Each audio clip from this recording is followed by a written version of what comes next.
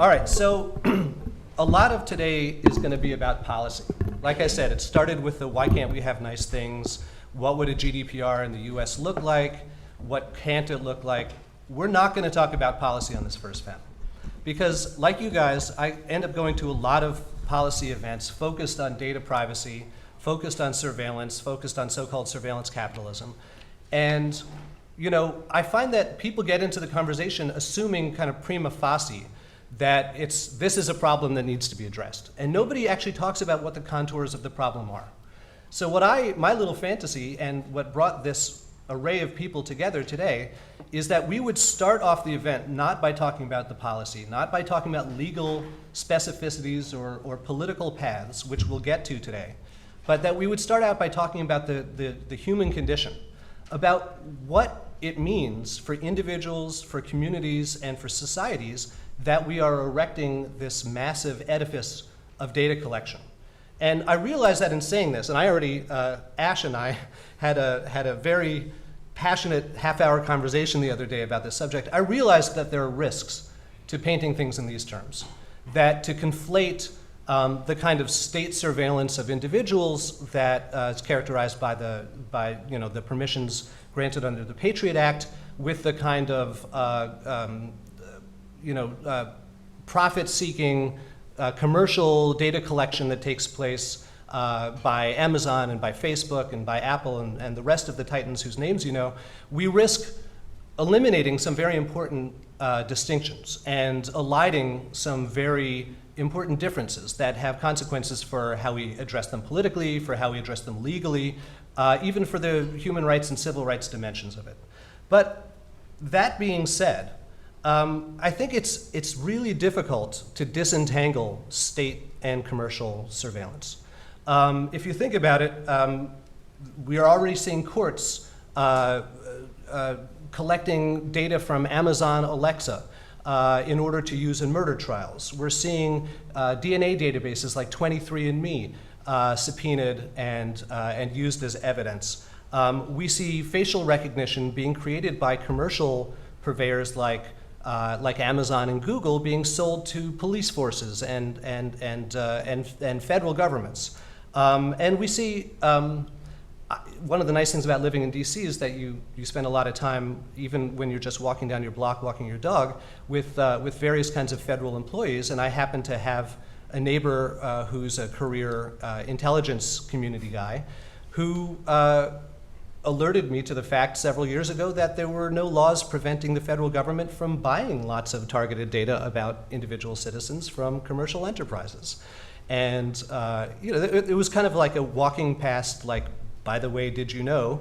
But that really changed my sense of how I saw the motivations and the methods behind commercial data collection. And even more importantly, from the perspective of everyday people, there's not really a lot of difference between Amazon collecting data about you and the federal government collecting data about you. I mean, it has different consequences, but those are nth order consequences of which you're not aware. All you know as your everyday American citizen or consumer is that as you go about your business, people are tracking you, and you don't know what they're tracking, and you don't know how much they're collecting, and you don't know what's going to happen to the data once they collect it. And how do I know this? I've been doing empirical survey research on the subject for 12 years, and that is a consistent theme that emerges from those data. And if you look at the recent data published by the Wall Street Journal, roughly 75% of consumers that they interviewed felt really uncomfortable with commercial collection of their data, and the same number felt uncomfortable about state collection of their data. This is not a distinction that's meaningful to them. So again, my aim in assembling this panel of artists and journalists and researchers and attorneys is to pull together people who are sometimes having very different conversations and see if we can have the same conversation. And that conversation is about how data collection affects our everyday lives and what is the nature of the threat that we're trying to address when we do create data privacy legislation and regulation.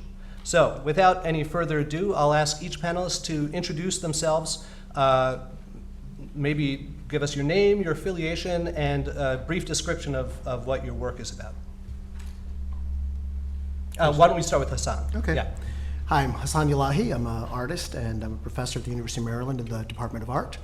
So I find myself in a bit of an odd predicament here in a law school environment and talking about policy as the artist. And the first question that I get, well, what kind of art do you make? And half the time I have a hard enough time explaining this to other artists, much less policy and in the government, which was one of the questions that I was asked by the FBI. But so I do a lot of work with data. I do a lot of work with photos, media, software-related things. So art that barely passes for art. I'm really excited about that. That's what I'm really excited about, and these ideas that really challenge our beliefs of what art is. But a little thing happened to me. Well, maybe not so little. Shortly after 9/11, is that I was erroneously reported as a terrorist. And I spent 6 months of my life justifying every moment of my existence at the FBI. This huge, long, drawn-out investigation about, where I was, what I do, who my affiliations and such.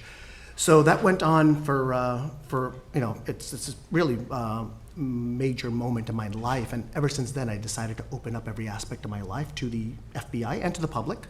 So where I go, I decided to just send a photo to the FBI, and there's a map of where you can find me, and you can see what I ate for breakfast this morning, and you can see the bed that I slept in. You could see the toilet that I used, every little detail, everything's open.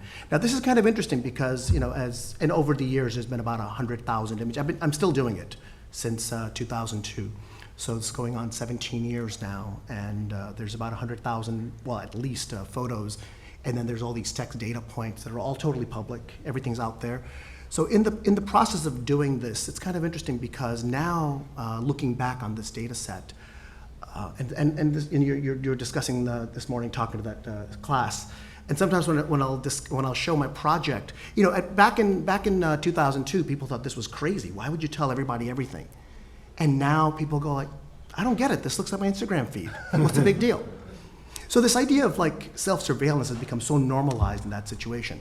But also the other thing is, I realized that this is very much a snapshot of 2002, 2003, where this idea of putting out so much data that, obviously the FBI has a file on me, and by me cutting out the middleman and providing you the information directly, it devalues their currency.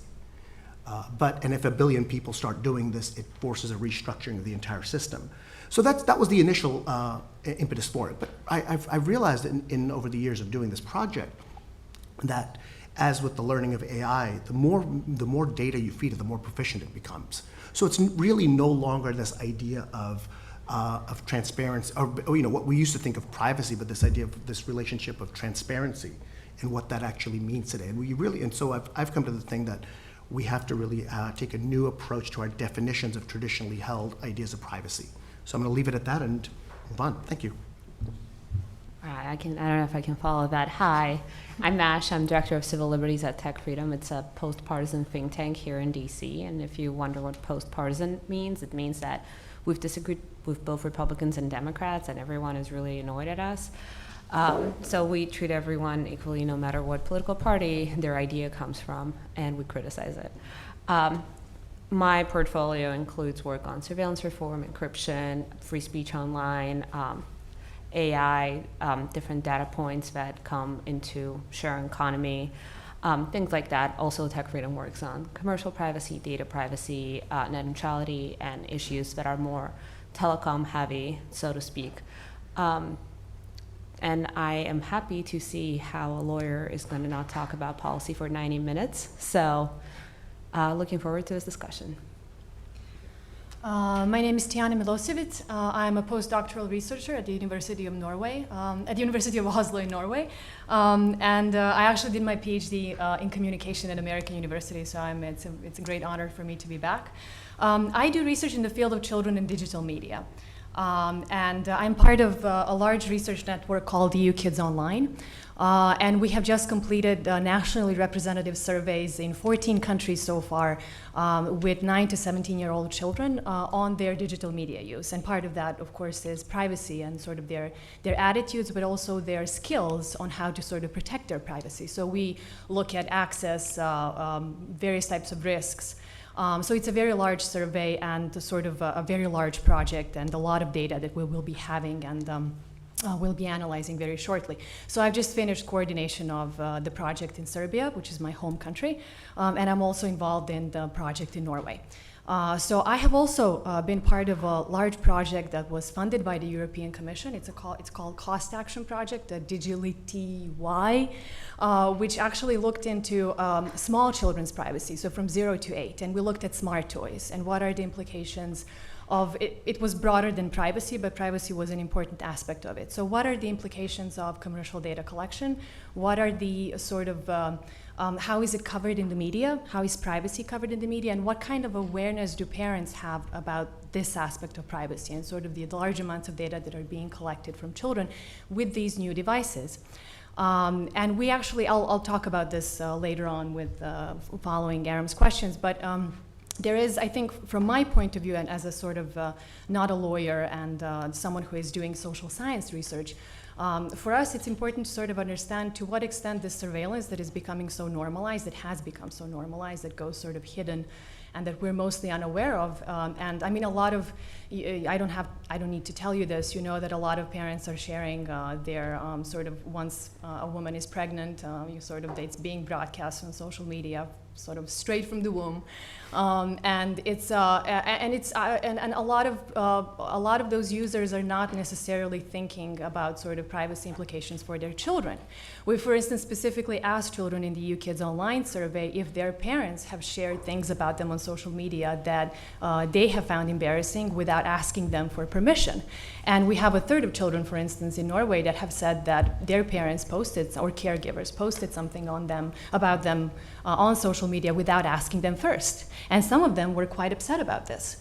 So that's just one layer, sort of what users willingly share. And then there are things that are sort of being collected that they're not aware of that they're being collected, so for commercial purposes or in the context of institutional surveillance, like in governments.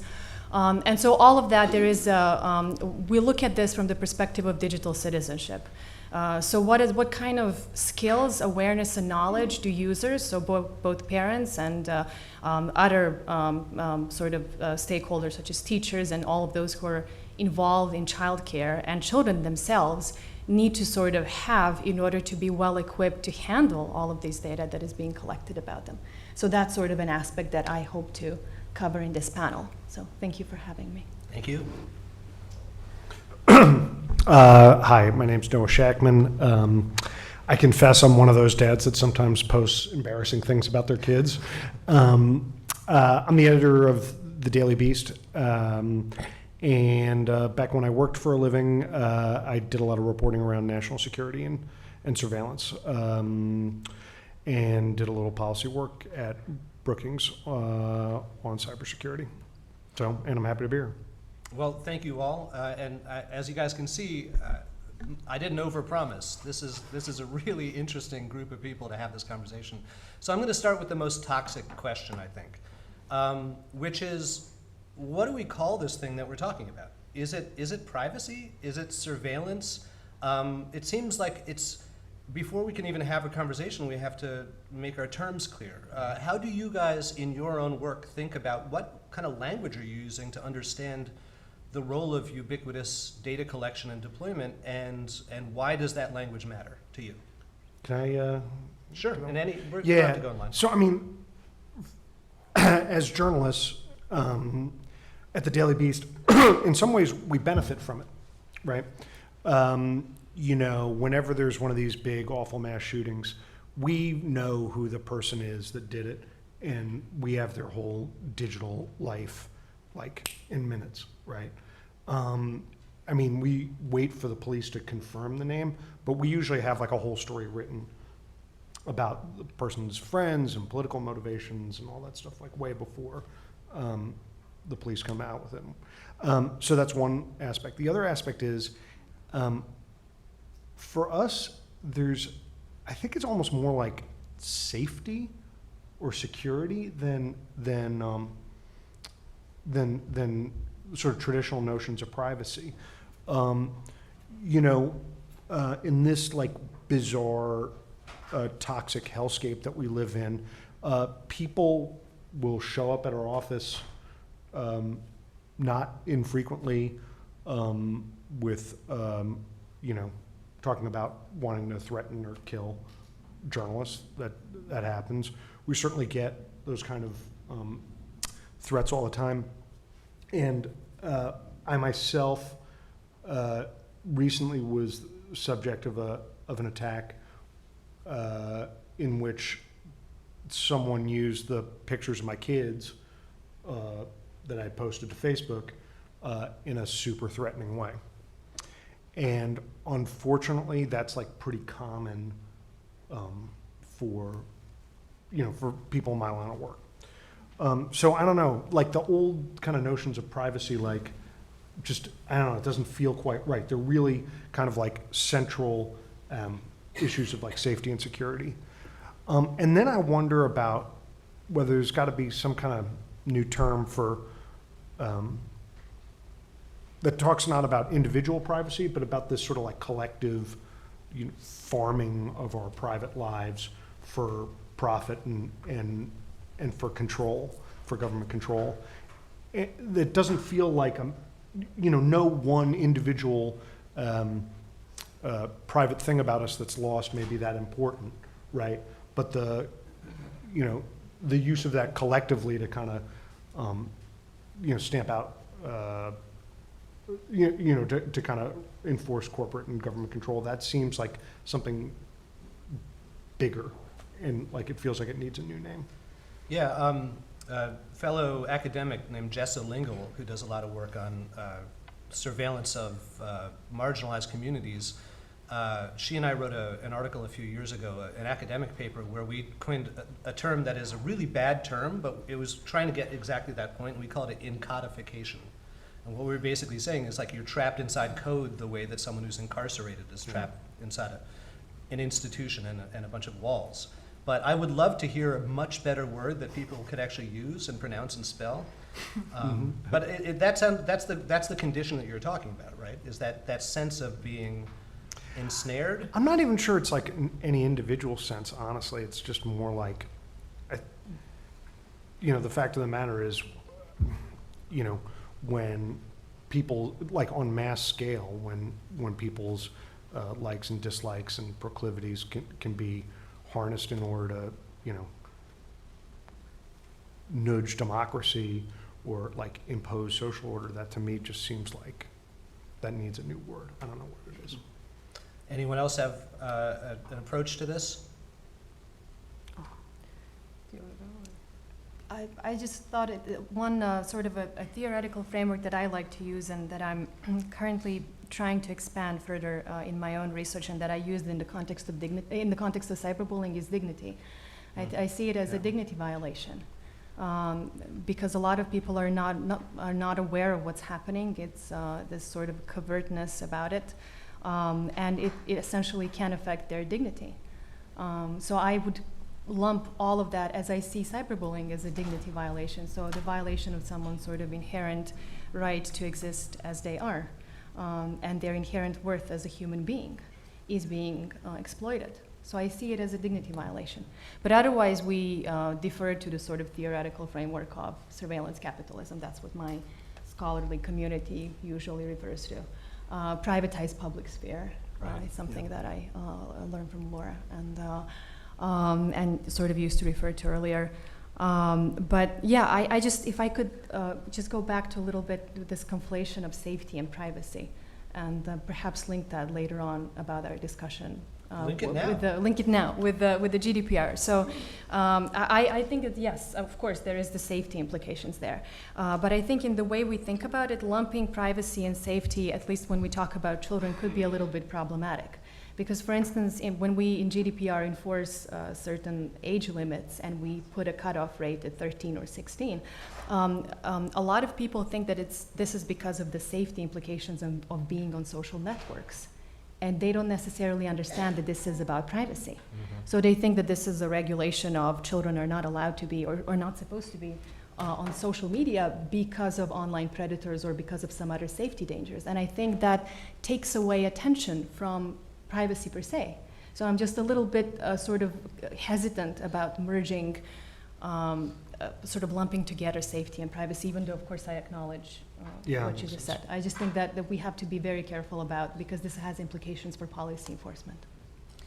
Ash, I know following our now infamous phone conversation that you have very strongly held opinions about the vocabulary of this, and for very good reasons. Do you want to maybe? Sure. I mean, I wouldn't say they're very strongly held, because I don't disagree with anyone at this panel, and I see immense value in all the economic and societal research and the empirical data that you guys produce for us, the plebs lawyers that then go and try to change the policy for better, hopefully. So now, as someone who's worked on government surveillance and on reforming government surveillance authorities, I do feel a little bit more careful about using the word surveillance when it comes to data privacy. I am very well aware of surveillance capitalism, and it's a great kind of scholarly thought. However, when it comes to regulation, you should really separate the two. There are obviously points of confliction that I'm going to talk about in a second, but when you talk about government surveillance, the way it affects minorities, both racial and religious minorities, the harms are different from when Facebook targets ads at you because you're a woman in your late 20s and you just moved into a new city, and the algorithm figured that out and is targeting new apartment buildings at you, which has happened to me when I moved to DC. And all of those buildings I couldn't afford, obviously. But things like that happen. But there's a big difference between me as an immigrant here in America being targeted by US government and surveilled with very little checks and balances in place, and a commercial entity gathering data and then using it to change my behavior or to address my behavior. Now, there are definitely things that collide, and you mentioned some of them. Main thing that I see as problematic is that government has all of this authority, and we can go into it, but the main point is there is not the same judicial process involved, and there's no real transparency in the way data is collected on us and stored and accessed. There is a problem because, let's say, Google or Facebook has all of this already stored on their servers, and then government comes to them and says, hey, give me the file on Ash. And they don't even, Google can't notify me because they're gag ordered, let's say. So that's the point, is that these private entities, these private actors have this data on us that they use to monetize their platform, to make our experience better sometimes. But at the same time, that data then can be used by the government and abused. The harms are truly different. I'm not comparing them, but I'm saying that they are different. That's why we have to address things like GDPR and Patriot Act in two separate conversations. I would also say that we have a body of law that's developing on Fourth Amendment and government surveillance. We recently had the Carpenter decision by the Supreme Court, and I'm not supposed to talk about law or policy, and I've broken all the rules. But we have a doctrine progressing, and we've had a right to privacy from government enshrined in the Constitution. What's really complicated and where we have to have this conversation is that data privacy, our privacy from commercial actors, from private actors, is not a right that's in the Constitution. There are statutory protections that we have, and apparently a lot of people want more. But it's just very important to separate the two, understand that they're interconnected, and understand that both obviously systems hurt the most minorities and people of color and immigrants and women, but it's just, I do have very strong feelings about making sure we separate those. And cyberbullying is different from someone using the data they found on you on the internet to come to your office and threaten your life or your livelihood. And when we talk about data privacy, this is the last piece that I'm going to talk about right now. Is I like to say that commercial privacy is like the Spice Girls. And some of you are tired of this analogy by now, but I'm going to still go with it. Because there's scary spice. The data that commercial actors use to deduce your behavior and to use it to monetize you and you as a person. And then there's baby spice, which is COPPA, for example, here in the United States. And then there are laws around the world protecting children's privacy online. There's HIPAA that protects the health records. So there are different things that we talk about. Is that GDPR. Sporty Spice? Yes. And GDPR is truly a very significant part of now discussion of privacy. They pushed everyone to start having this conversation seriously and on a new level because no one wants the internet fragmented. Although it's already happening. Like Chicago Tribune and LA Times, you can't really read them anymore if you're in Europe because they're just we don't have the time or the money to comply. But GDPR is about data governance and how data about you is collected and how you can access it and how you can modify it. I'm just curious. So look, at some point, Facebook and Google especially, right, become essentially arms of law enforcement, right? We saw that New York Times article the other day about all the cell phone data they're collecting. So, I'm just curious.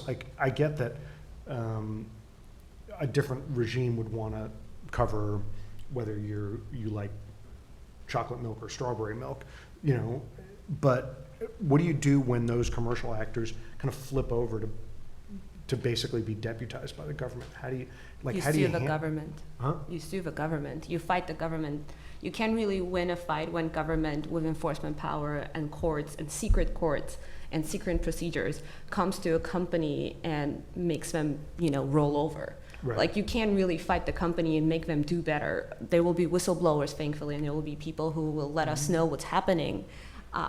But you can't win that fight. You can't win our Fourth Amendment rights back by fighting the company. That's all I'm saying. You have to fight the government on this. Got it. And so that you need to, in some way, regulate the government from doing that willy-nilly. Well, I'm not sure if it's necessarily about regulation. I think it's really comes to the situation of watching the watchers. Who watches the watchers?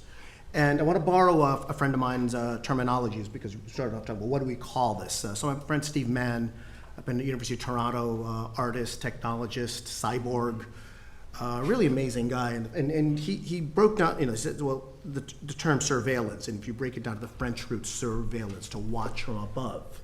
And he says, which is what we generally think of as the traditional big brother, the government, the singular watching down, watching from above. And he said, well, we can turn it around. We can call it surveillance, or watching from below. And that's what we're all doing. I mean, there's 3 to 4 times as many cameras as there are people in this room right now. And many of us are carrying 3 cameras with us at any given moment. And then once you add on the ones on our tablets and our laptops and so on, those numbers just multiply. This was not a common thing just a few years ago, that there would be this many cameras compared to people. So this idea of watching from below and the individualization of watching. So it's not necessarily a one-way street. We also have mirrors, we also have cameras, we also have agency in that way. And then the third part of it being the uberveillance, where everything is being monitored beyond our actions, or whether they be the sensors in our phones, whether they be the sensors in this room that know exactly how many people are in here to adjust the climate of this place. Where data is being stockpiled not for immediate use, but against potential long-term analysis. And we may not have the ability to read that data at the moment, but if we have a collection of this, one day that ability will exist. So Hasan, all right, so a bunch of you guys have already raised all this stuff that I want to get into, but let's just pick it out piece by piece. So Hasan, you were actually targeted by the FBI. And subject to this 6-month kind of Kafka-esque inquisition. Yeah. Do you agree with Ash that the type of surveillance that you were subjected to is qualitatively different than the kind of commercial surveillance or commercial data collection to which we're all subjected on a minute-by-minute basis in 2019? Well, I decided to watch myself. Right. So that's the key difference, is that there's a very conscious opting in. And by opting in and providing very specific pieces of information that required a tremendous level of interpretation and analysis, it basically became, I'm going to tell you everything and nothing simultaneously. So by putting everything out there, it really becomes about noise, and it becomes this ratio. It really comes down to a signal to noise ratio, or if you want to really look at it, looking at camouflage. Mm-hmm. You know, historically, the definition of camouflage that we used in warfare is so the enemy cannot distinguish between the soldier and the landscape, so it would break the silhouette. So this is why we had camouflage in warfare. So we can also have camouflage in data. Mm-hmm. And the fact that, because I really don't think in this era you can go off grid, nor is it realistic. You can't go off grid because that raises a whole other set of red flags that it causes more suspicion. So I think the fact is that we're going to be monitored. So I've realized, we're too far in to step out of it.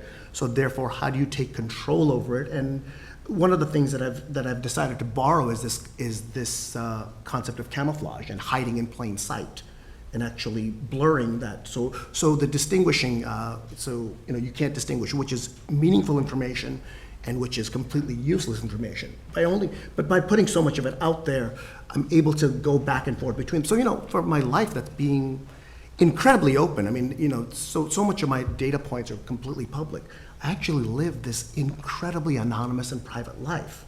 You don't get recognized on the street? No, not at all, because none of my images are public. I mean, there was a few years ago, there was a curator that called me up and said, we were in the middle of doing an exhibition. It's like, this should be public, and I have no idea, but what year were you born? Mm. I mean, even something like that you would assume would be the first thing that's on some public database. It was until recently you could even find that online. Hmm. So again, it's about what information do you opt in with, and how much of that do you opt in with to create that noise. But what happens if what you thought was noise turns out to be signal? And that's it's the like, problem, yes. I mean, you're taking some pictures of you and your spouse or you and your girlfriend or whatever, and all of a sudden that, those images are used to stalk you, Or we did a story recently about how a guy got disenchanted with a Mormon church, okay?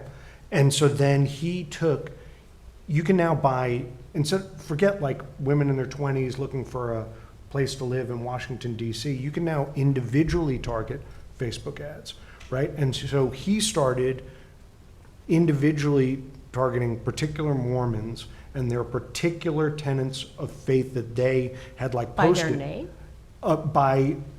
You can not just like Mormons, like Joe over there. You can individually target people. This is happening right now, where people are targeting their exes and stalking their exes, that they may have had a bad breakup with. You should never have left me, Clarissa. Yeah, that's like the Facebook ad that's coming up for them. It's crazy. And so this guy used a series of real seeming pro-Mormon ads to appeal to very particular Mormons that he knew, in the hopes that they would click on them, and then you would get anti-Mormon messaging once you got into them in an attempt to break their faith.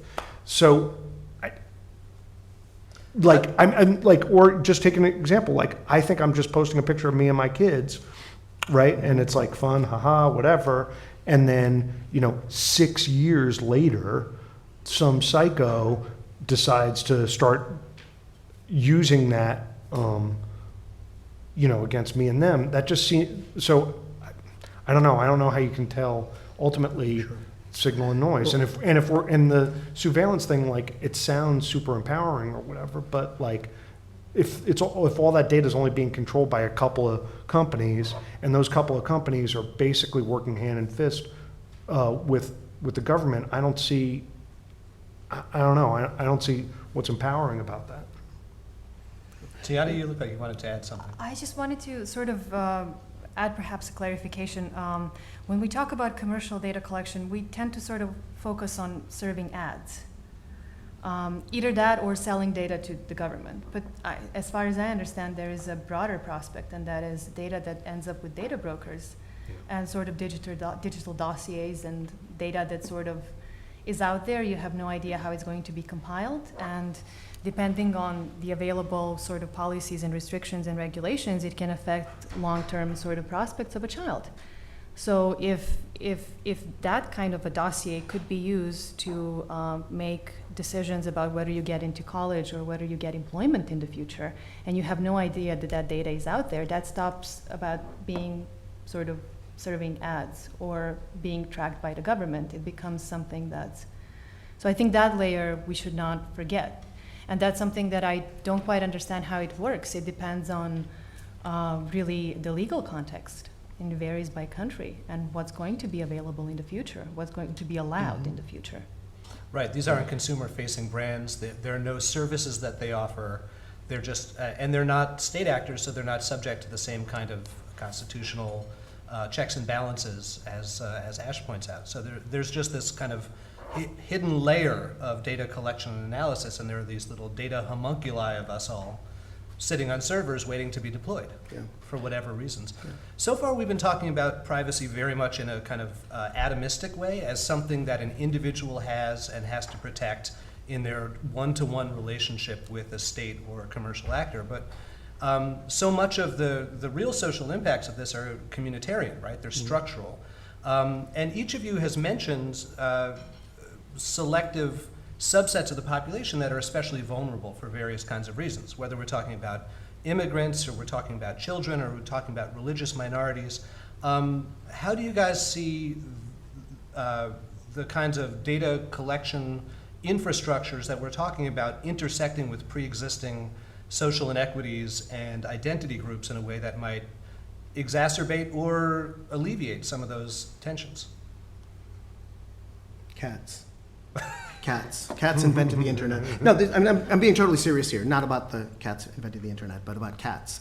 A friend of mine, Owen Mundy, did a really amazing project called "I Know Where Your Cat Lives," and because everyone loves pictures of cats on the internet. Yeah, and it's basically IKnowWhereYourCatLives.com, and you put it in there, and you'll see this cat on a map. Now, my cat is actually pretty private. I mean, my cat kind of believes the same kind of things that I do. And we have a pretty interesting idea of privacy, but my cat showed up on it. Like, how did my cat show up on this? Actually, we're very careful about not posting pictures of the cat or with the metadata attached to it. I mean, I scrape all that stuff, but he still showed up on this website. And actually what it is that, so assuming like if you are seeing the photos of the cat, it's pretty easy to know that the cat's owner also lives at that location. So all of these things, kind of what you were saying earlier about the fact that we're putting this data out, not thinking that it has any value, but all of a sudden it has all of this value that all pieces it together. So yeah, so basically what happens, my brother came to visit and he posted a photo of my cat. And that's the photo that got captured on his I Know. So I think this is kind of one of these things that, we may not even think about these as being valuable data sets. We may not even think of these as being a valuable group. But if you think about, the fact of like cat videos and cat photos as such a significant portion of the internet, there is a tremendous amount of value in that data. So it's a hidden vector for politically and commercially valuable data. Absolutely. So what about this notion of, Facebook has come under a lot of criticism lately for its role in digital redlining, right? First, you could actually use Facebook to target, groups like Jew haters or what have you, or you could allow, they would allow financial services companies or real estate companies to target only white users and not users of color. And now, even though they say they've taken steps to eliminate those capacities, there's still data that shows that financial services and real estate messaging do get disproportionately targeted to white users, to male users. Men get better job offers than women do, even when they're not explicitly being targeted. So maybe Ash, could you speak to? Is this a civil rights issue? How do we understand the harms? So obviously, treating people not equally is a civil rights issue. There is Fair Housing Act. There is American with Disabilities Act. There are laws in place. I'm sorry, I'm talking about laws again. It's a You're professional allowed to talk about hazard. laws. This is a law school. Yeah, I know. It's there is already legislation in place, and when Facebook does that, they don't just get a slap on the wrist. Like, that practice gets flagged, they get into a lot of trouble for it. They don't have immunity from it. That's a discriminatory practice, and they're going to keep popping up, unfortunately, as the technological development goes further. Treating anyone not equally because of who they are is a civil rights issue. Now, I want to just go a little bit back to your previous question, too. By a show of hands, do you guys remember when caller ID came around and the first conversation happened? Okay, yeah, well, you were too young, that's not true. Remember how it was considered very creepy that you knew who was calling you? Whereas now, like, if my mom called, I would step out to the designated room and talk to her in the middle of this panel. I'm sorry, but she would think I'm dead if I don't pick up. And I see a lot of value that comes from the user ID, even though it's a little creepy when I call someone, they know that it's me. The problem is the scalability of what happened when digital age came in, the scalability of all the data that's out there on us. We are still grappling to see how we feel about Facebook knowing. You can go into a separate tab and see how Facebook categorizes you. And it got that I was a foreigner. Back then I used to live with roommates. It got that for somehow. It knew that I was trilingual. It knew that I was a woman. It knew that I would like my age bracket, my interests, kind of types of movies I like, types of shows I watch, types of websites I visited. It's pretty specific, but at the same time, Facebook kept, even though it categorized me as a foreigner, I kept getting political ads and like they did this campaign like get out and vote. Like if I go out and vote, I'll be imprisoned. Like it's illegal for me to vote in America. So I don't know how specific the identification gets. But my overall point is, as a society, we're still like figuring out how we feel about that and how creepy that is.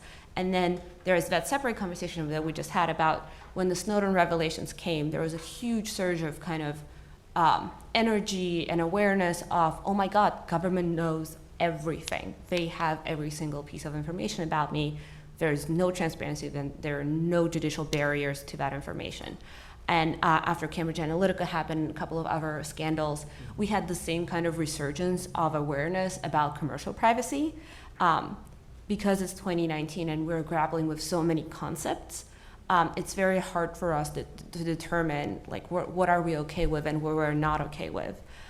Depending on where I am, if I'm in an airport, I was in an airport in Delhi and my flight was delayed by 2 hours, and I gave a bunch of my data, my phone number, my email, my name, just to get Wi-Fi. I wouldn't really do that when I'm here, but depending on the situation you're in, your privacy kind of limits are different.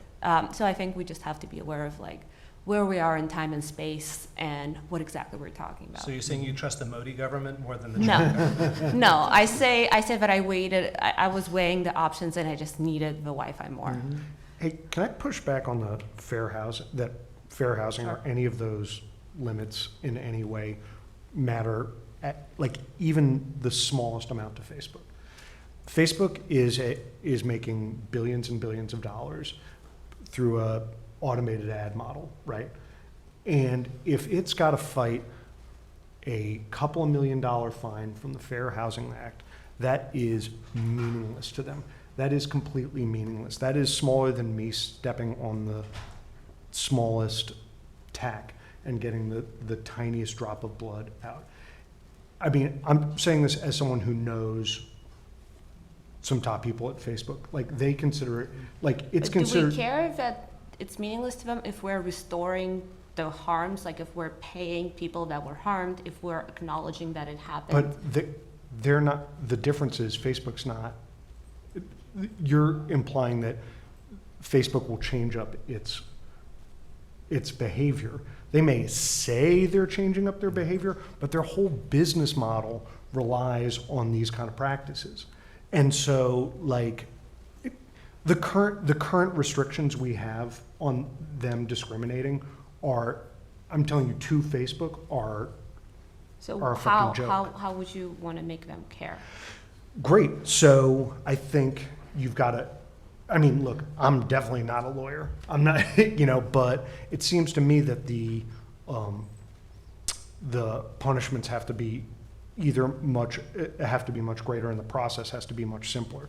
It would seem that one of those two things has to happen for it to materially matter to them. Process of, Like the process of saying, of determining whether there's been some sort of fair housing right or whatever So like violation. some kind of transparency mandates that would be binding.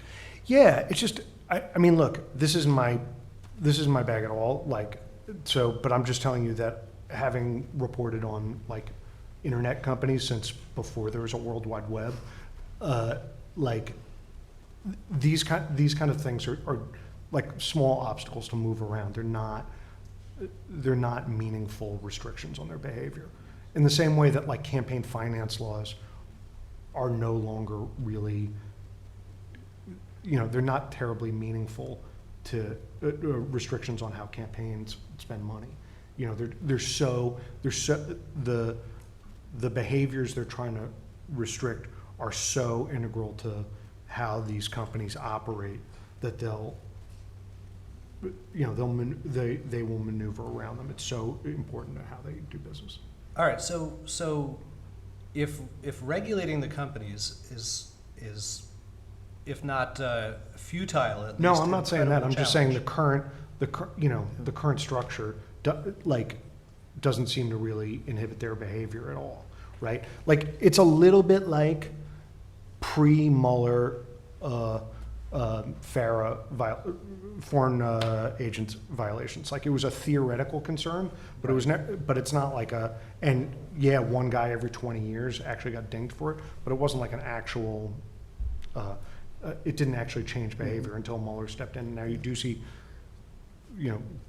businesses that were in this line of work really starting to change up. See, I want to follow this up because I'm not sure if this is a policy solution. I'm not sure if this is a technological solution. I think this is a cultural solution. And if you think about it, like for example, Google Glass didn't take off, not because of its tools. It's just, you just look like an idiot wearing one. Or a glass hole. Yeah, right? I mean, and that's why it didn't take off. It was a cultural backlash to it. And I think we need to kind of look at these from different perspectives. So going back to the caller ID aspect of it, why do we still even say hello? We know who the person is. The whole reason we used to say hello and a question mark was because we didn't know who was calling. But we've had many, many, many, many, many years of caller ID, and we still use that same terminology. So similarly, I think this is a different, I think instead of looking at it from the traditional solutions that we look at, I think we might want to look at our cultural practices and what are some of the things in it that might be able to be something, not necessarily from the most direct, but maybe the most indirect way of looking at this. So, I mean, I look at it in this way, in the fact that you go into any small town, everybody knows everybody's business. And, and you go 300 years back, and everybody knows. It's just that we just have a little bit of a difficulty when the small town is 7 billion people. So we already know how to deal with this on an intimate, individualized basis. We just don't know how it works at scale, and we're figuring this out. So just to take a few pieces of terminology, I think it was Tijana who introduced the word dignity into the conversation before, and you introduced the word creepy. And those are both words that seem like they maybe have some kind of polar opposition to each other, right? Something that is not sufficiently performative of dignity, or that doesn't sufficiently account for dignity in interpersonal relationships is by definition creepy.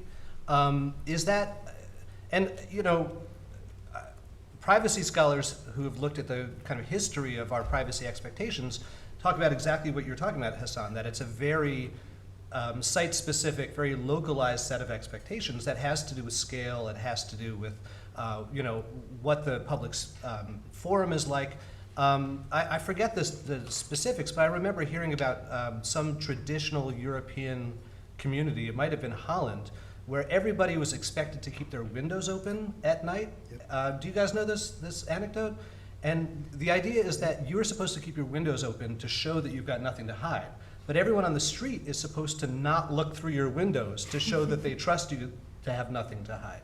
right? And so as humans in society, we develop these kinds of performative relationships that become the site where dignity can be enacted and recognized. Is this, I mean, are you suggesting that this is a cultural challenge?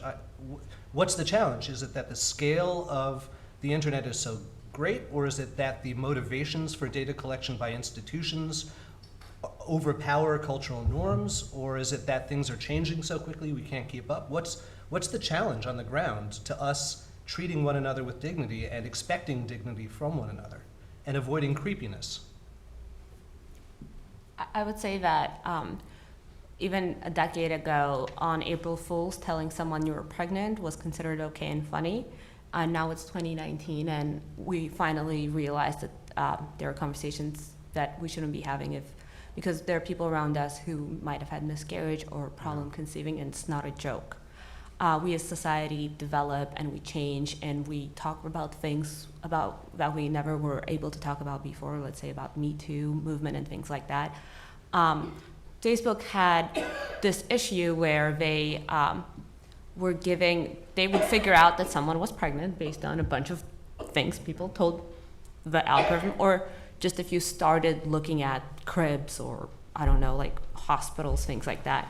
And then it would target baby ads to you, right? Clothing, anything like that. Food, diapers, I don't know. And baby stuff. And it will calculate how far along you are, and it would then figure out, okay, like about now, they probably had the baby, and then start targeting ads that were, you know, for people who just had a baby. And there are a lot of people who unfortunately miscarry or lose the baby or struggle again. And there was a huge backlash. One woman shared her story. There was a huge backlash because we all realized how insensitive and awful it was. And this company changed its behavior. It truly did. I know that there's a scalability and they're a giant and they make so much money that a few million fine and slap here and there wouldn't do that much. By the way, stay tuned for the FTC settlement with Facebook, because I think it's going to be a big slap and it will change a lot. But that's just my prediction. We can check back in later. Our behavior, our outrage changes the way these companies operate because we are what they make money on. Yeah. So I think we should give ourselves more credit and these conversations more credit because they do change the way business operates. I'm just curious, what percentage of Facebook users or users of any of these things have a pretty decent idea how their data is being used? Like I feel like the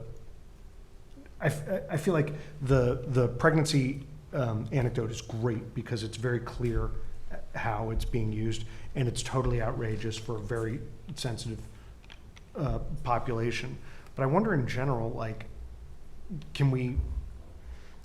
does that outrage scale if you don't know how exactly the data is being used? I'm asking that as a question, not trying to produce some answer from that. Tijana, you wanted to answer. I know that quite a few children from the data we have so far don't.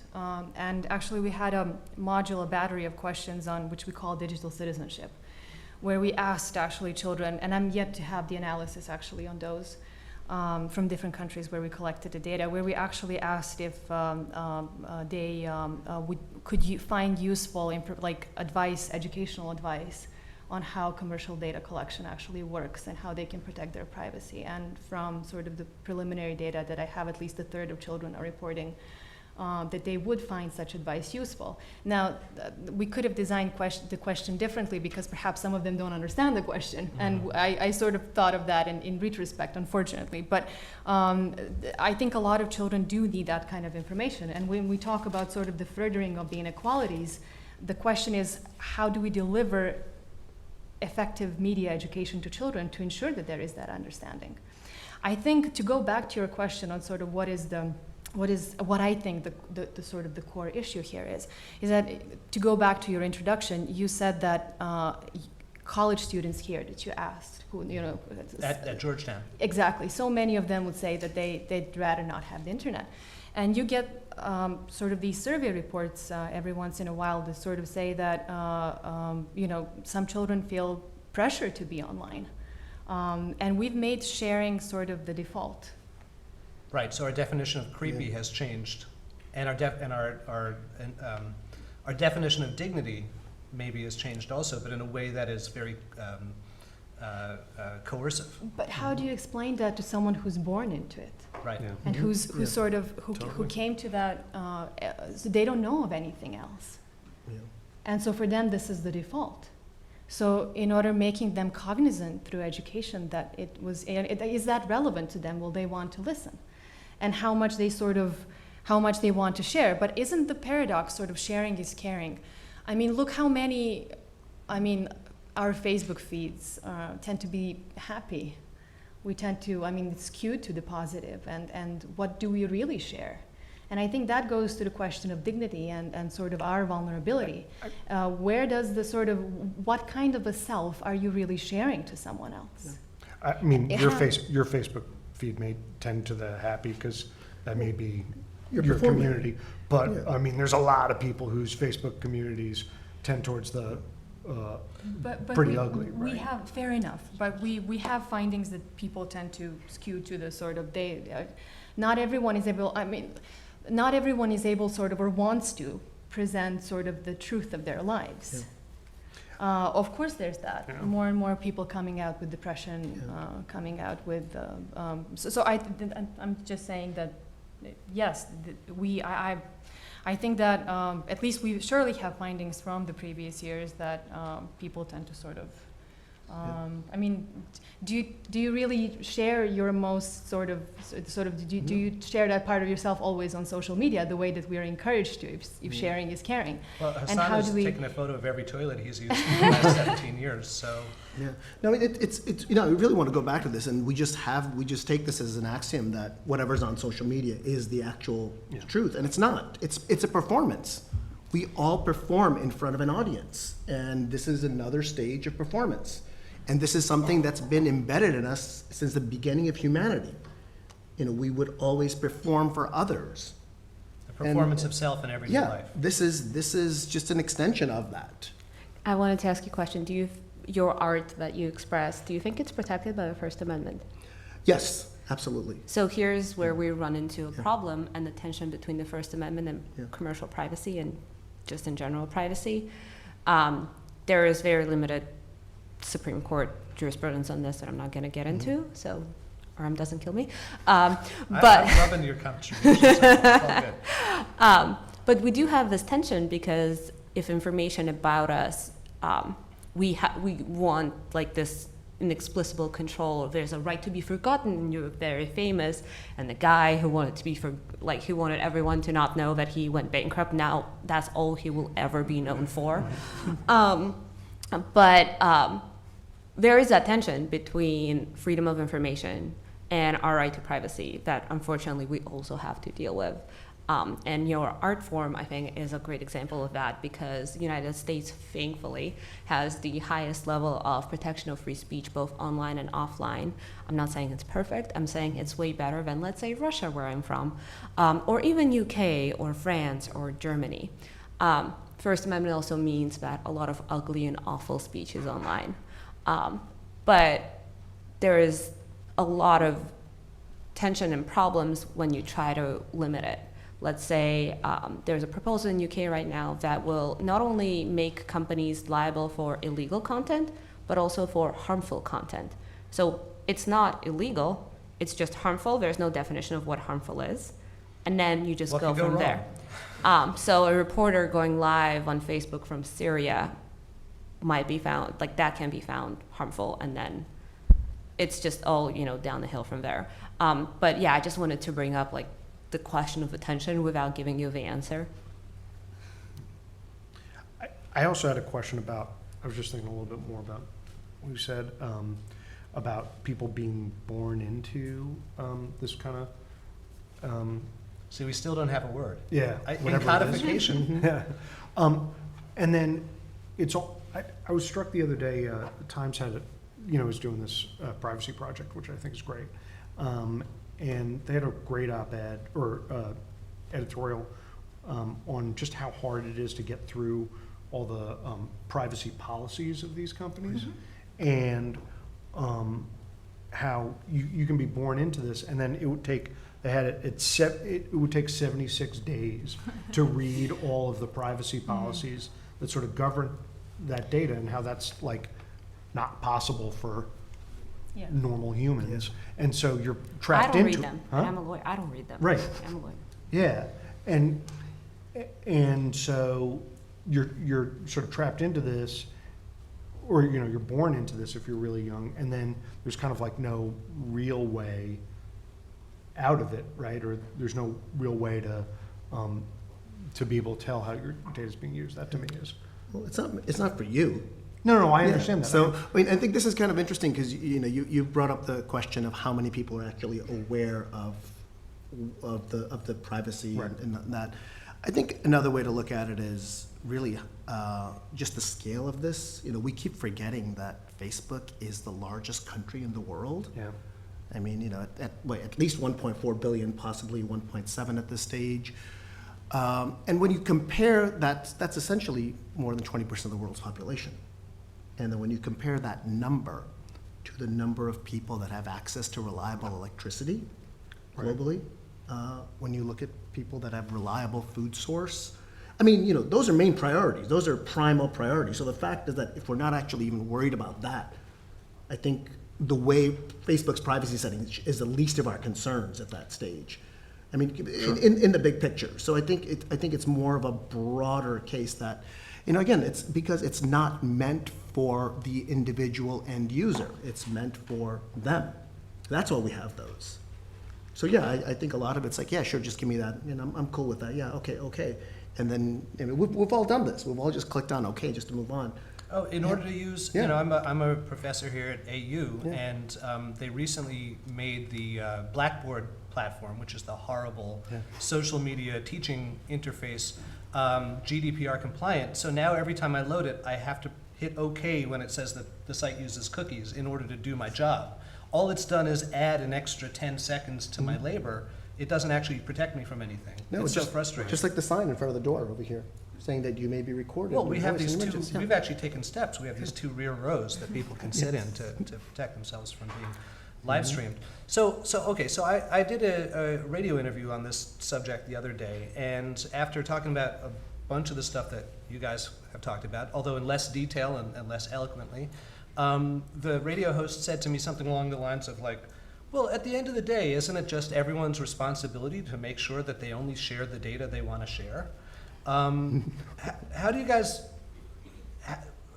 feel about the kind of individual responsibility rhetoric, and like what does it do to communities who are trying to maintain dignity, for lack of a better term?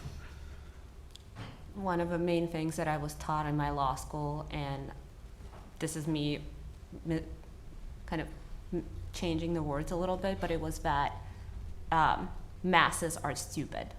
Like, you shouldn't expect for people to know what they're doing or to know about their rights. You can't go off of that and then say, okay, they're aware, so we don't have to protect them. I wouldn't say it's all on the individual. I mean, for all I know, Google owns my kidneys. I never read the privacy agreement, the terms. So there's definitely a need for the government to address the harms that are done, and if there's anything unfair or deceitful that happens to consumers or happens to its citizens, there is an obligation for government to step in. It's not obviously even big companies who try to explain and they do like Q's and A's. No one has time for that. And you mentioned the okay, right? Yeah, obviously it's 10 seconds and it's just annoying. But if you think about GDPR in a way it's gonna affect innovation in the internet as we know it, big companies actually benefit from GDPR even though it's regulating them, because they have the money. They have 1,600, I think Microsoft was bragging about hiring 1,600 lawyers to just work on compliance, and they still got fined by the European Commission for non-complying after they said they complied. So apparently an army of lawyers wasn't even enough. well, think about startups, think about platforms that actually don't make money, but they start conversations, or all these platforms that helped revolutions in developing countries, that helped communities that were in the dark, like, for example, LGBTQ community in Russia. The only safe spaces they have are spaces online where they can talk about their problems and safety and just, support each other. So all of these platforms and websites are being affected by this big regulation because, well, they just can now go into places and they can develop off of it, the information that they have. So that's a really important point, is that some of the harms that we're going to see from the violation of our privacy expectations are going to be invisible. And in fact, maybe some of the worst harms are going to be invisible, right? In terms of chilling effects, in terms of people not being able to come out, in terms of people not getting access to vital jobs or social mobility. How do we even begin to try to quantify or catalog those kinds of invisible harms? Tijana, you work on behalf of children, right? That's one of the most, if not the most vulnerable population. How do you think about it on their behalf? So I think one of the sort of the COPPA amendments that was being discussed recently. Will you speak into the mic for the... sorry, yeah. accessibility. We sort of making sure that the terms of service or privacy agreements are understandable. I mean, going back to your initial question on individualization of responsibility, that appalls me, and I think it's extremely dangerous. That sort of tacit deferral. Tacit deferral of responsibility to individuals. You're responsible for how much data you share.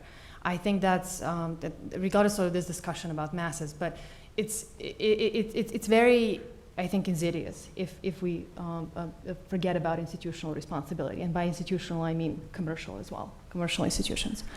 So clarifying the terms of service, which of course, even if you understand, if you want to use that service, what kind of a real choice do you have? So I think clarifying, privacy agreements, fine. But still, if you want to use the service, what are you going to do? So I think that the deeper question is, can we have dignity with this business model?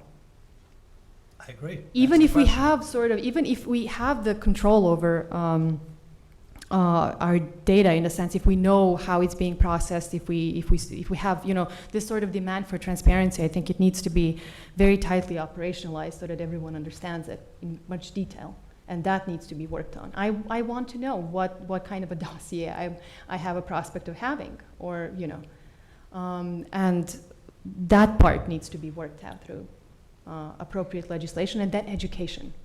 But talking about education and just education tends to bring in this discourse of individualizing responsibility, which I think is a dangerous line, sort of, too.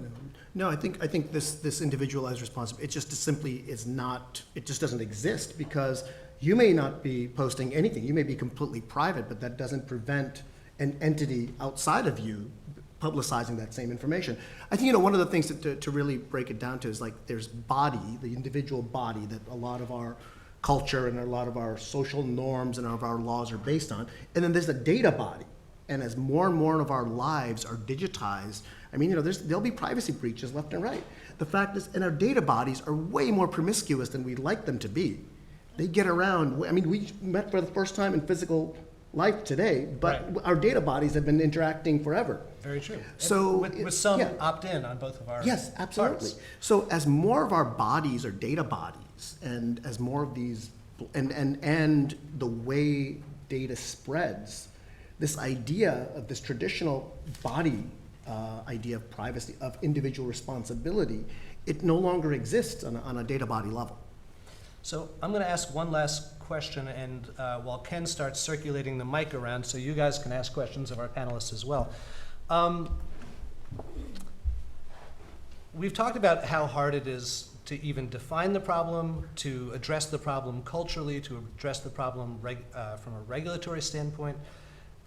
I guess my final question to you is, Farhad Manjoo said something in the New York Times the other day, and I said something similar, actually, in another interview, which is that the kind of the end result, right? The terminus of this line of development is essentially like a totalitarian information state, right? And if you look at like what the Chinese government is doing with the social credit program, where basically, for those of you who don't know, although I doubt there are many people in this room who don't, the idea is to integrate every kind of data about individuals and communities in such a way that they're used to determine every social and institutional function. So which schools you get into, which jobs you can have, whether you can get a passport, where you can travel, what kinds of loans and financial services you have access to, where you can travel even within the country. All of that stuff becomes determined by some kind of grand score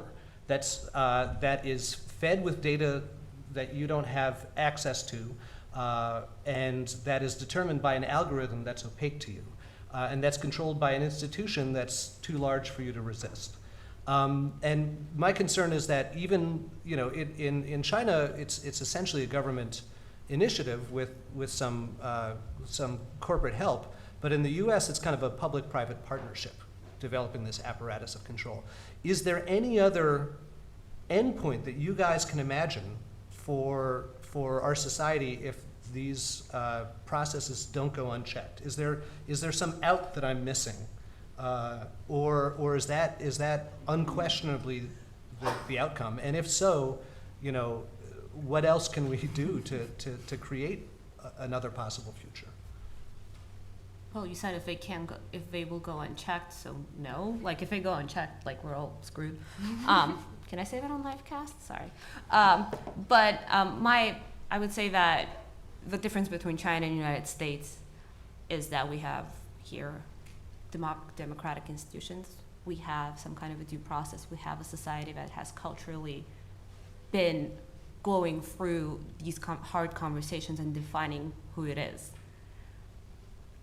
Countries like China and Russia have not really established historically those democratic institutions. Russia tried. I was there when it happened. I lived in Russia for 22 years. I saw the attempt and the collapse and going back to totalitarian state. So I think it's about the framework that you work within. And unfortunately, what I think will happen is fragmentation of the internet. We already see it. China is shutting down. Russia is looking into having their own web that's separated from the World Wide Web. Internet as we know it is definitely coming to an end. I'm not saying we're gonna submerge into a 1984 scenario, but we're definitely in a digital age where our perceived notions of privacy are never gonna be the same. I'd love to hear from the rest of you. What keeps you up at night? I mean, what future do you envision, and how do we avoid it if possible?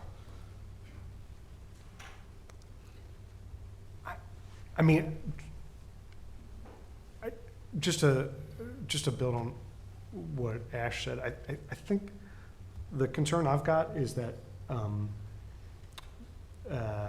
this current kind of thing that's developing could actually subvert the U.S. and this long-standing The Democracy Project. Yeah, and I'm concerned that that things that we thought were really sort of bedrock institutions may have only lasted through dumb luck, and that all feels very much under threat right now, and so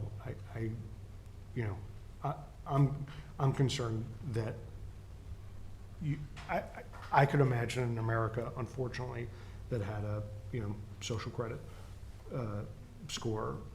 Well, we already have pretty much have insurance companies asking people to wear Fitbits so that they can determine what their rates are going to be. Yeah, Right? I mean, Isn't to that me, an incremental step in that direction? Yeah, to me, honestly, I'm a little less worried about,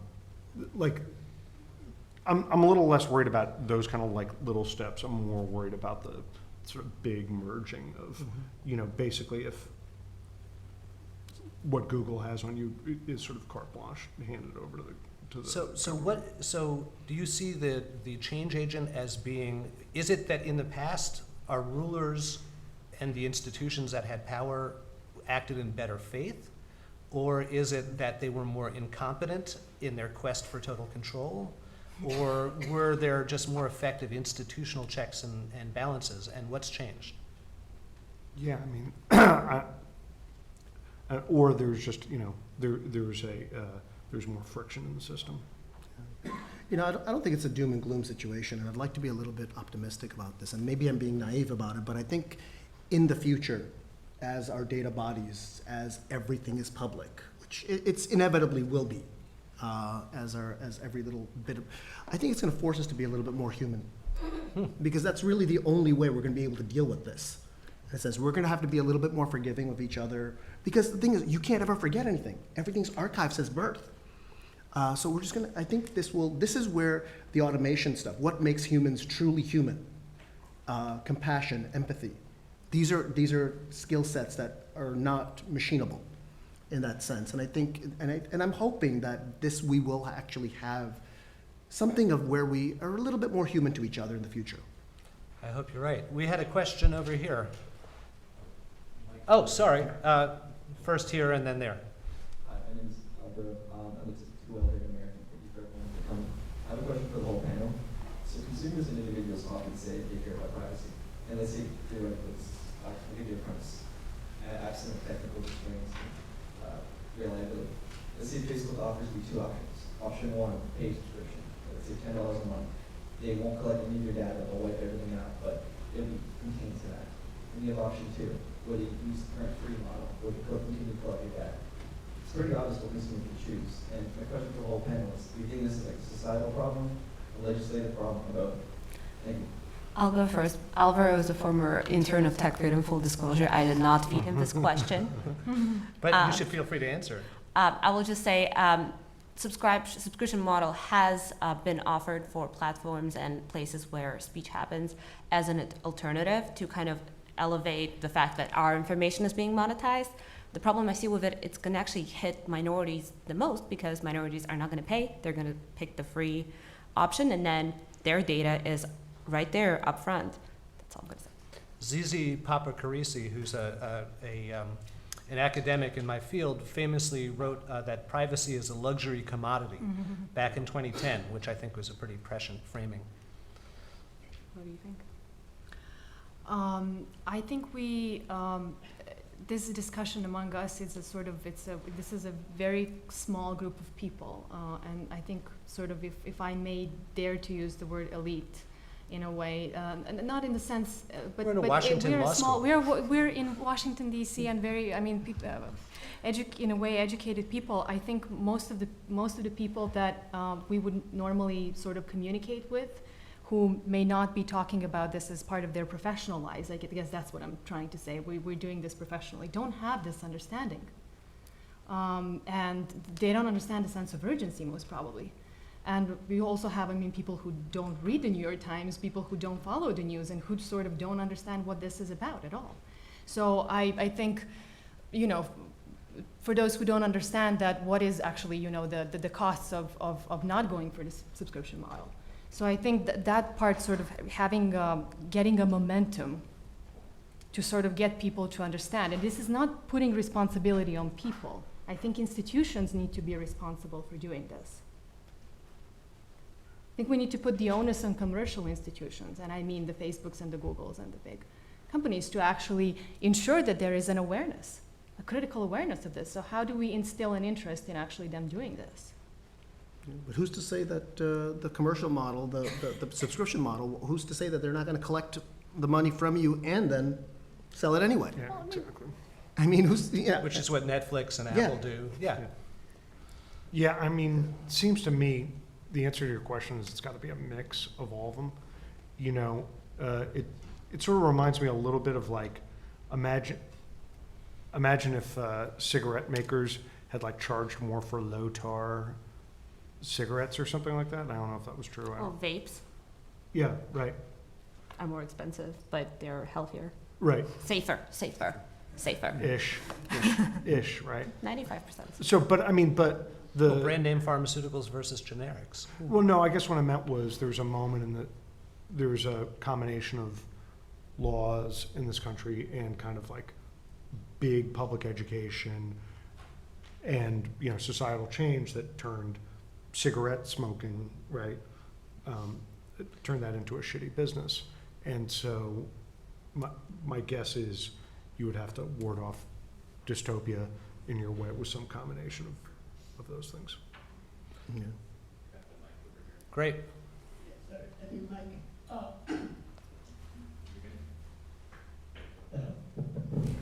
Okay, my name is Philip. I have a question for you five. My company is Dynamics Technologies, a member of Washington DC Internet Society. Hackers behavioral analytics. Hackers behavioral analytics. Now, my question here to you five. We talk about privacy. But hackers hacking technique and the web, and the data collected by hacking. Challenges, opportunities, and prospects in relation to privacy. So what are we going to do? You raise a great point. Man in the dark, hacking sensitive, classified information. So we've been talking entirely about state and commercial data collection, both of which are to a certain extent regulated and regulable. But there's a third group of actors, namely criminal actors, who are not regulated or regulable or even knowable in the same way, and we can call them, broadly speaking, hackers. That's a great question. How do we account for their ecological role in the data ecology? Well, my thing is, like, you know, if Facebook is a separate country, or if we treat it as the world's largest country, therefore there should be a large military in the case of, we call them like cybersecurity staff. So the role of cybersecurity then becomes almost this pseudo-militarized aspect. You know, if that's what we're talking about here. And you know, there's a lot of money at stake. Obviously, that will be part of the equation. I'm not sure if that's the answer to it, but I mean that is one aspect. I mean, there is a certain militarization of the data. Noah, you were a cybersecurity guru for many years. I'm actually a little, in this, just for the purpose of this conversation, I'm less worried about the crooks. I feel like the real crooks are the ones wearing the suits. Damn. Mike Nelson and then Dia. Real quickly, I wanted to change the focus a little bit. We're in a school of law, but I'm a technologist, so I want to talk about technological solutions.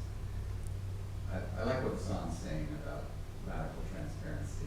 I'm a big fan of David Brin, but this possibility 20 years ago, and I call it mutually assured disclosure. Yeah. I tell you about me, but you're going to tell me what you're doing with my data.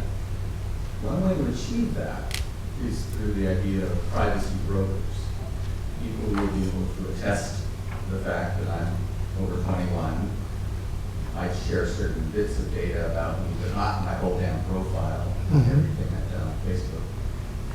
Have you seen that taking off? There is something in Australia called Tijana, Tijime, but it does seem that only 1% of the population care enough about privacy to learn about these things. So, is there a magic technological solution here? We have that. We have that in terms of, in an analog system, they're just called credit reporting bureaus. And I think one of the things as we transition, and we're in this weird analog digital world right now, and you know, we haven't fully digitized, but we haven't fully, you know, we're in this strange hybrid life, and it will change obviously in the future, but you know, but I think a lot of it's also just our you know, you come from a technologist perspective, I'm coming from a cultural perspective of this thing of us as a society understanding physical material versus immaterial. You know, we wouldn't just walk into the convenience store down the street and just grab things off the shelf and walk out. Our default is that for physical products, you pay for them. But for some reason, when it's a virtual product, our default is that it should be free. And there's this expectation that it be free when it's intellectual property. And there's a lot of basis behind that. And I know there's problems with that argument. But I think in the fact that as we understand what intellectual property is more and more, and this is why you had Napster and LimeWire. I mean, it was this backlash of the record industry. So I think going back to this thing of like, we understand credit reporting bureaus in terms of an analog system. Will there be a digital version of that? Well, China. I mean, that's a really interesting model. Will the credit reporting bureaus that are in this business already transition to a social credit system? Probably. They might be called something else. But I think there will be a change. But I don't think this is a technological solution. Again, I think this is a cultural adaptation. And we know that our culture moves at a specific rate, and then our technology moves at a really fast rate, and culturally we're actually pretty good at keeping up. And the issue really comes to the legislation, where by the time we get to it, everything's completely changed. So I'm going to leave it at that. But I think yeah, there will be a time that I'm hopeful that if it hasn't already. 5 years or 10 years? What do we call a year now? Anyone else want to weigh in? Yeah, I mean, look, the David Brin model doesn't work, right? Because you're never going to have the same kind of disclosure, government to individual, as the other way around. It's just never going to be that transparent, and the individual isn't going to have the ability to put the cop in jail, and so it's just not a. I like David Brin a lot. His books are great. But it as a model for how you deal with either big companies or big government, it just doesn't. It's not. The David Brin model worked for 20 years ago in an idealized situation. It was for a culture 20 years ago. Given a spherical internet. Yeah. And we've got body police cameras Yeah. now. So we had two. I'm going to have to draw the line. We had two final questions from the back, and then maybe one final question from the front, and then we'll take a coffee break. Dia, go ahead. Thank you very much. My question is to, I really find your project about putting all this data out there and trying to muddy the waters about noise and signal, but I'm just having a tough time trying to kind of understand, does this also then feed this argument of I have nothing to hide, and is that dangerous at a community level in terms of I have nothing to hide about my own data, I'm putting it all out there, but what when it's aggregated to profile communities? Yeah. I think one of the things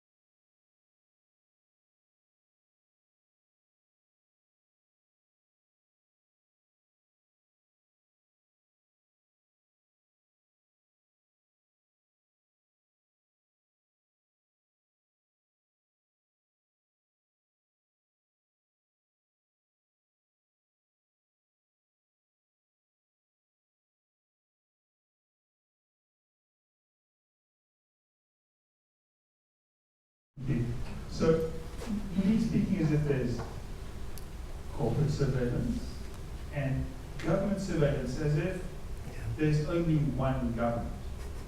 And so, that's the slippage I think we need to avoid, and I'd like to address. For example, it was revealed a couple of years ago, GCHQ, which is a UK surveillance unit, was surveilling the Legal Resources Centre in Johannesburg. You might happen to know. And they work on gender issues, helping people get their social security kind of grants. And for whatever reason, GCHQ had decided to surveil everything and remotely hack them. So when we speak about government, well, is the Fourth Amendment really going to help me if I use the word Tibet? Oh, whoops, I used the word Tibet, and we're all going to be investigated by a certain government. Or Palestine.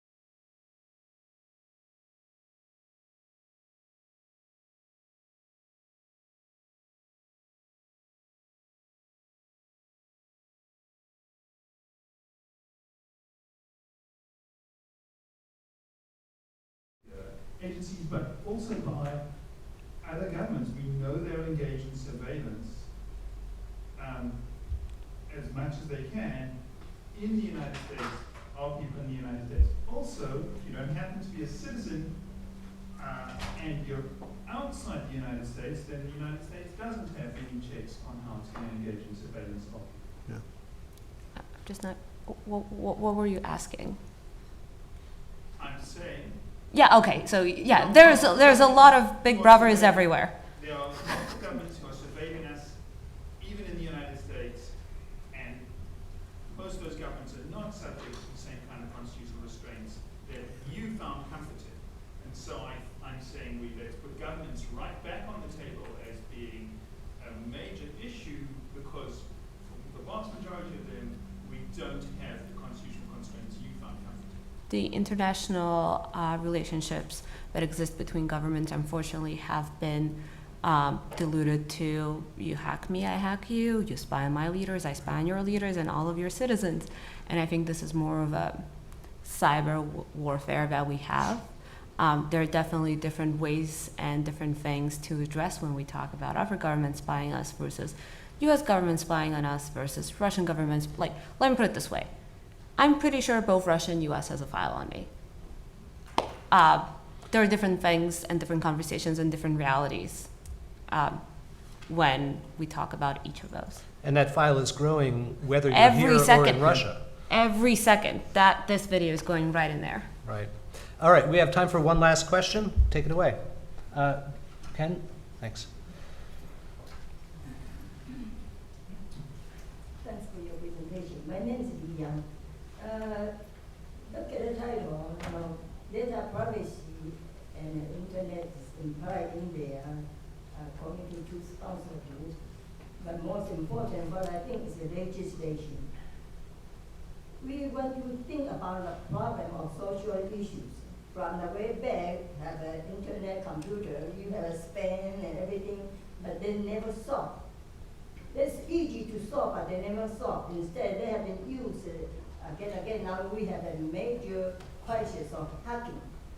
And the hacking is not by just commercial or private, it's really by government, they organized it.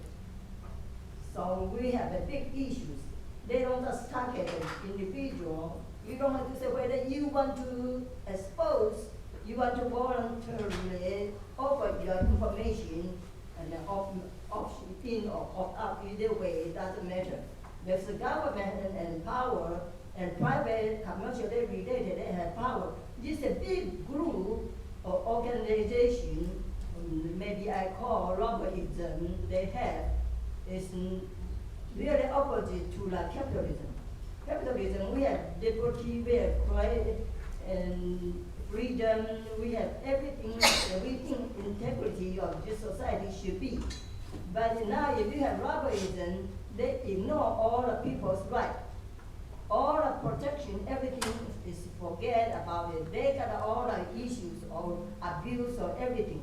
Now my real question is, how are we going to use our civil society to counter offer and then punch them out? Because now these big issues, and then just from these small issues, and they measure with the power, money and power together, And they have the public-private partnership you mentioned. That is even worse.